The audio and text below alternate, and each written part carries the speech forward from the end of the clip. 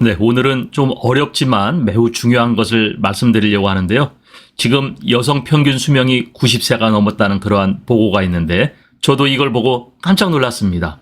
평균 수명이 점점 올라가니까 기초연금을 타는 평균 기간도 25년이 넘어서고 있습니다. 자, 그렇기 때문에 기초연금을 우리가 반드시 받아야 될 것 같은데요.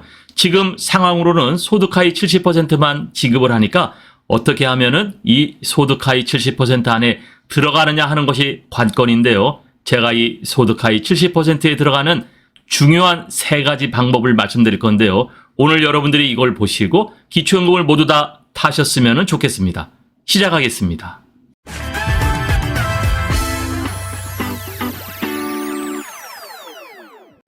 기초연금 25년간 받을 수 있는 세 가지 방법, 제가 이렇게 타이틀을 걸었는데요. 한국의 여성 평균 수명이 처음으로 90세가 넘었습니다. 네, 평균 수명이 점점 올라가는 것은 여러분들 잘 알고 계시죠? 평균 수명이나 이 고령층의 기대명 상승은요, 의료기술이 발달하고 있고, 우리 대한민국의 생활 수준의 이 향상이 됐기 때문에 평균 수명이 점점 올라가고 있는데요. 보험개발원에서 지난 7일 이 10회 경업 생명표를 발표를 했습니다. 여기에 보니까요, 남자의 평균 수명은 86.3세, 여성은 90.7세로 여성이 드디어 90세가 넘었습니다. 이는 이제 5년 전 데이터, 5년마다 발표를 하거든요. 각각 남성은 2.8세, 여성은 2.2세가 증가했고요. 이제 남성과 여성의 이 나이 차이는 이제 4.4세밖에 차이가 안 나는데요. 더군다나 여성의 평균 수명이 90세가 넘었습니다. 평균 수명 증가로 기초연금을 우리가 65세부터 받잖아요. 그러니까 평균 25년간 이 수령을 가능하다. 네, 이렇게 보여지는데요. 여러분 2024년 단독가구 기준으로 계산을 해봤더니 33만 4,810원을 25년 동안 받으면요. 약 1억 40만 원을 받는 거고요. 부부가구 기준 53만 5,750원을 25년을 받으니까 1억 6천만 원을 받게 되는 겁니다. 그러니까 평균 수명이 이렇게 길어지고 있기 때문에 기초연금을 타는 것이 매우 더 중요하다고 생각되는데요. 그러면 어떻게 하면은 기초연금을 우리가 받을 수 있을까? 여기에 대해서 말씀을 드리겠습니다. 부탁의 말씀 드립니다. 여러분께서 눌러주시는 이 구독과 좋아요는요, 매주 영상을 만드는데 큰 힘이 됩니다. 여러분 꼭 응원해 주시길 부탁드릴게요.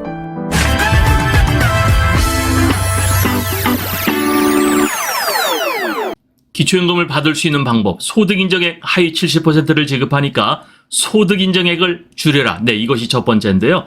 자, 소득인정액 하니까 우리가 이 소득을 이야기하는 것 같은데 사실은 그렇지 않습니다. 자, 먼저 기초연금을 받으실 수 있는 방법은 대한민국의 국적을 가진 자죠. 그리고 주민등록법에 따른 생년월일이 만 65세 이상인 자, 그리고 소득인정액이 하위 70% 안에 들어오시는 자, 네, 이런 분들이 기초연금을 받을 수가 있는데요. 자, 소득인정액은요, 소득평가액 플러스 재산의 소득 환상, 이 두 가지를 더해가지고 우리가 소득인정액 이렇게 이야기를 하죠. 그러니까 정확하게 얘기하면은 소득 하위 70%가 아니라 소득인정액 하위 70%는 내가 소득이 적던지 아니면 재산이 적던지, 네, 이래야 70%에 들어올 수 있다라는 얘기거든요.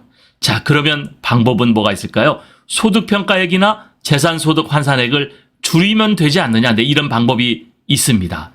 자, 소득평가액을 보면요. 소득평가액은 근로소득에서 110만 원을 공제해 주죠. 그리고 곱하기 0.7, 30%를 추가로 공제를 해줍니다. 이것을 A값이라고 제가 여기 표시를 해놨죠.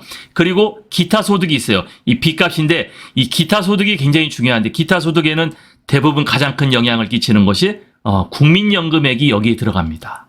자, 두 번째 재산소득 환산액은요, 재산의 월 소득 환산액은 일반 재산에서 기본 재산액을 빼주고 금융재산에서 약 2천만 원을 빼주는데 여기 일반 재산이 주로 뭐냐? 부동산을 이야기합니다. 그래서 재산소득 환산액은 또 부동산이 매우 중요한데요. 어쨌든 소득평가액과 재산소득 환산액을 더해서 소득인정액이 하위 70% 안에 들어가야 된다는 거죠. 자, 그렇기 때문에 기초연금을 받을 수 있는 방법. 첫 번째, 소득인정액을 줄여야 기초연금이 수급이 가능하다. 자, 그렇기 때문에 소득평가액을 노력해서 줄일 수 있는 항목이 무엇이 있고, 재산소득 환산액에서도 내가 노력하면 줄일 수 있는 항목이 무엇이 있나, 여기에 집중하는 것이 굉장히 중요한데요. 이 내가 노력하면 줄일 수 있는 항목, 여기에 대해서 오늘 3가지를 말씀드리겠습니다. 자, 첫 번째입니다. 소득평가액에서는 B에 속하는 기타 소득을 줄이는 게 매우 효과적이다. 자, 소득평가액을 줄이라고 그랬죠? 소득평가액은 근로소득에서는 110만 원을 공제해 주니까요. 그리고 여기서 나온 금액에서 30%를 또 추가로 공제해 줍니다. 여기엔 별 문제가 안 되는데, 자, 기타소득, B에 있는 이 기타소득이 중요한데요. 여기에는 주로 국민연금, 개인연금, 임대소득, 또 이자소득 이런 것들이 들어가는데요. 여기 대부분 차지하는 게 국민연금이죠. 국민연금은 내가 줄일 수 있는 방법이 없어요. 이거는 국민연금공단에서 해당 나이가 되면 나오잖아요. 자, 그런데 이 국민연금을 줄일 수 있는 방법 다시 한번 정리해 드리겠습니다. 자, 국민연금이 매우 큰 비중을 차지하고 있어서 이것을 조정하라고 말씀드리는데요. 첫 번째, 여러분들 많이 들어봤죠? 조기 수령을 할 수 있는 방법이 있습니다. 자, 조기 수령은요, 매년 6%씩 최대 5년 동안을 당겨서 받을 수가 있습니다. 그러면 30%가 줄어드는데요. 내가 국민연금이 100만 원이다 그러면요, 이 조기 수령을 하면은 70만 원으로 조정이 되거든요. 그러면 내가 기초연금을 타실 수가 있어요.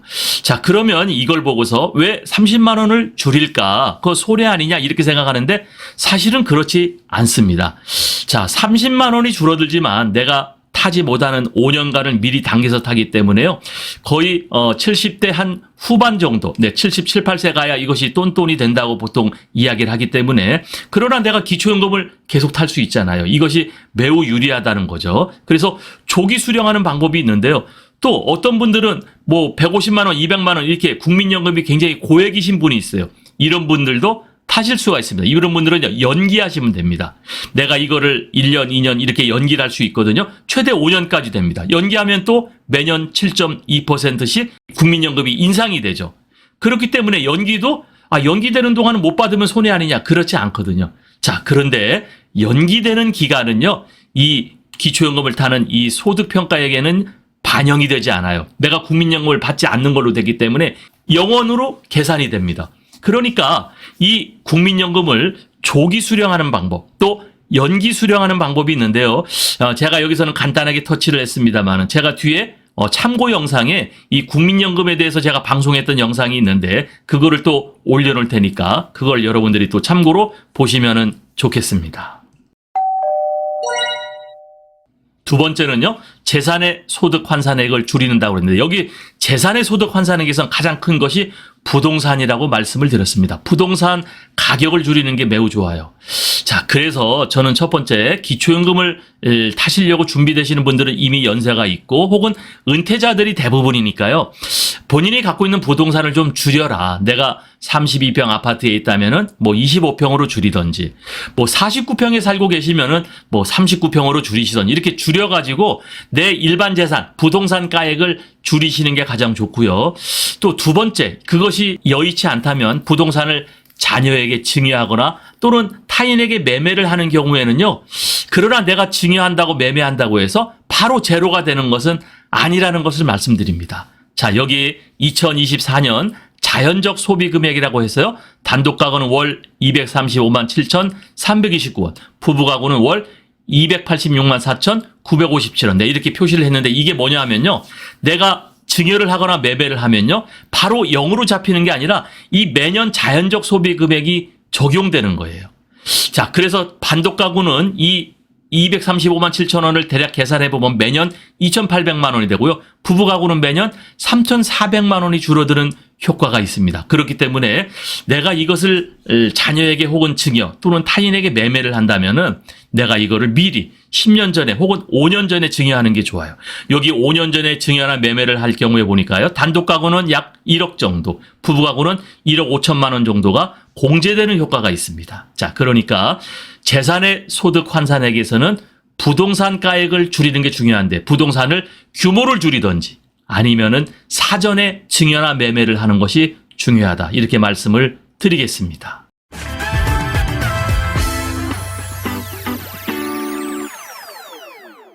자, 세 번째 재산 소득 환산액을 줄이는 방법이 또 하나가 있는데요. 부채가 있으면 유리합니다. 네, 여기 보니까요, 재산 소득 환산액에서는요, 일반 재산, 부동산에서 기본 재산액을 빼주고 금융재산에서 또 2천만 원을 빼주고 여기에서 또 부채를 빼준다고 돼 있죠. 부채. 부채라는 것은 금융기관에서 받은 대출을 이야기하잖아요. 자, 부동산 플러스 금융재산에서 부채는 공제를 받을 수 있는데 금융기관에 부채가 있다면 이건 재산소득 환산액이 줄어드는 효과가 있습니다. 내가 아파트가 지금 살고 있는데 여기에 내가 대출 받은 게 한 1억 정도 있어요. 그러면 그것은 빠지니까 당연히 공제가 되니까 여러분들이 나중에 이 기초연금 계산할 적에 공제를 하시면 됩니다. 자, 두 번째는 이 주택연금, 농지연금, 산지연금인데요. 요거 잘 모르시는 분들이 있었거든요. 주택연금은요, 역시 이것도 공제를 해줍니다. 자, 주택연금을 내가 매월 100만 원씩 5년간 받았다면은 한 6천만 원 정도를 그동안 받았잖아요. 이 6천만 원이 전체 이 재산소득 환산액에서 공제를 해주는 거예요. 자, 그렇기 때문에 주택연금이나 농지연금이나 산지연금을 혹시 받으시려는 분이 있으면요. 여러분들이 기초연금을 받기 전에 미리 일찍 받는 것이 중요해요. 네, 주택연금을 55세부터 가능하잖아요. 내가 65세부터 기초연금을 타니까 예를 들어서 한 5년 정도 60세부터 주택연금을 받는다면은 받는 만큼이 또 공제되니까 재산소득 환산액이 확실하게 줄어드는 그런 효과가 있습니다. 네, 오늘은 여성 평균 수명이 90세가 넘었다. 그래서 기초연금을 우리가 평균 25년 동안 탄다고 봤을 적에 반드시 기초연금을 타는 것이 좋지 않겠는가 하는 그런 관점에서 기초연금을 받을 수 있는 3가지 방법을 말씀을 드렸습니다. 네, 소득 인정액을 줄이는 것인데요. 소득평가액에서는 국민연금 줄이는 방법, 조기연금, 연기연금을 활용하라고 말씀드렸고요. 두 번째, 재산소득 환산액에서는요. 네, 부동산 가격을 줄이시든지 아니면 미리 증여나 매매를 하는 것을 말씀드렸고요. 또 세 번째에서는 대출을 활용하든지 주택연금 같은 것을 활용하라고 말씀을 드렸습니다. 네, 우리 평균 수명이 점점 길어지고 있죠. 그렇기 때문에 기초연금이 매우 중요합니다. 여러분들이 오늘 영상을 보시고요. 또 뒤에 참고 영상 줄이는 방법 설명해 놨으니까 같이 보시면 좋겠습니다. 감사합니다.